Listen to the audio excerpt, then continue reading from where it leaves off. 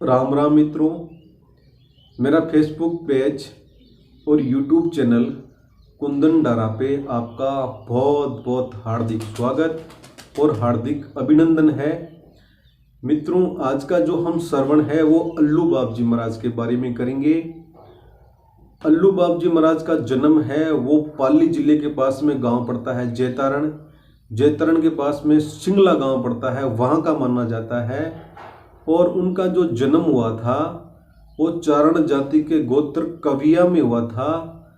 अल्लू बाबजी महाराज के पिताजी का नाम हेमदान जी चारण था और उनकी माताजी का नाम है वो आशाबाई था। जन्म से ही अल्लू बाबजी महाराज सिद्धि पुरुष थे और उनको गाय चराने का बहुत शौक था। वो सवेरे सिंगला गांव से जाते और पास में एक तालाब पड़ता, वहाँ पर गाय चरा के शाम को वापस लौट जाते। एक समय की बात है महाराज, अल्लू बाबजी उस सिंगला गांव के पास में जो तालाब पड़ता है वहाँ पे गाय चरा रहे थे, तो गुरु गोरखनाथ जी महाराज की संतों की टोली वहाँ से गुजर रही थी। तो ये भगवान रंग देख के बहुत खुशी हो गई अल्लू बाबजी महाराज को और उस टोली के पास में गए। तो एक संत ने अल्लू बाबजी महाराज को उस गायों का दूध देने के लिए बोला कि कुछ गाय का दूध हमें भी दे दोगे क्या। तो अल्लू बाबजी महाराज ने बोला, गुरु महाराज ये जो गायें हैं वो सारी बांझ है और किसी का दूध निकलता नहीं है। तो उस संत ने अल्लू बाबजी महाराज को एक गाय की तरफ इशारा किया कि उस गाय का आप दूध निकाल के लेके आ जाओ, उसके स्तनों में दूध आ जाएगा। अल्लू बाबजी महाराज ने उस संत एक बर्तन दिया और उस गाय के नीचे बैठकर जैसे ही वो दूध निकालने लगे तो महाराज बाज गाय के भी दूध आने लगा और वो दूध लेकर फिर संतों को दे दिया। और थोड़ा दूध वो उसमें बच गया था, तो वो बचा हुआ दूध का स्वाद है वो अल्लू बाबजी महाराज ने चख लिया। और जैसे ही वो अल्लू जी बाबजी ने उससे दूध का स्वाद चखा तो उसको कुछ ज्ञान की प्राप्त हो गई और फिर ये निश्चय लिया कि गुरु महाराज हम भी अब आपके साथ में चलेंगे। तो उस संतों की टोली ने जवाब दिया कि पहले आप अपने माता पिता से मिलकर आ जाओ, फिर भले ही आप हमारे साथ में आ जाना।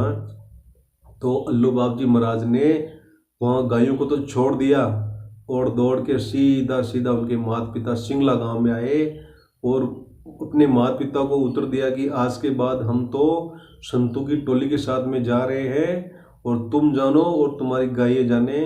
तो उनके माता पिता ने आग्रह किया कि बेटा तुम हमारी इकलौती संतान हो और आप ही चले जाओगे तो यहाँ पर सारा काम कौन करेगा।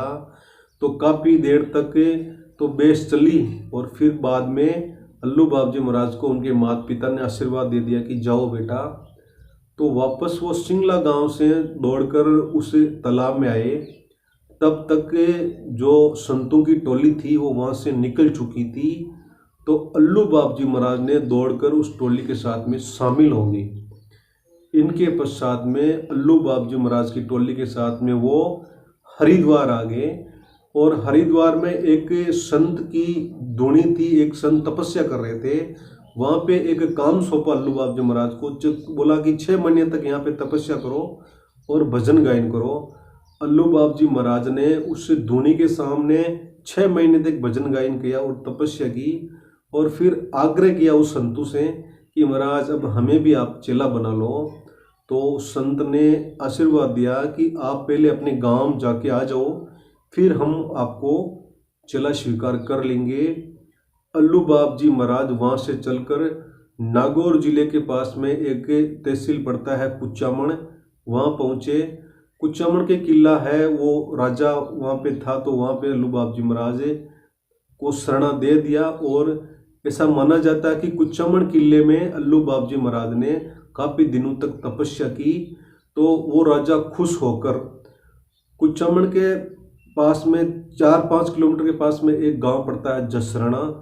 जसराना गांव की 6000 बीघा की जागीरी अल्लू बाबजी महाराज को दे दी और वहाँ से चलकर फिर अल्लू बाबजी महाराज है जसराना आ गए। और ऐसा माना जाता है कि जसराना गांव का नाम पहले मैसराना था और जैसे ही अल्लू बाबजी महाराज वहाँ पे आए तो उस गांव का नाम जसराना पड़ गया। और काफ़ी दिनों तक अल्लू बाबू जी महाराज ने जसरणा गांव में तपस्या की और फिर ये निश्चय ले लिया कि हम अब जीवित समाधि लेंगे। तो अल्लू बाबू जी महाराज ने जीवित समाधि ले ली। फिर आसपास के चरण समाज को पता चला तो सब इकट्ठे हो गए, बोले यार आप जीवित आदमी को भी अंदर गाड़ दिया, इसको बाहर निकालो। तो जैसे ही वो बाहर निकालने लगे तो कुचामन के पास में एक गांव पड़ता है दुसनिया, वहाँ के बिरजू जाति के जो चरण थे वो उस समाधि को खोदने लगे।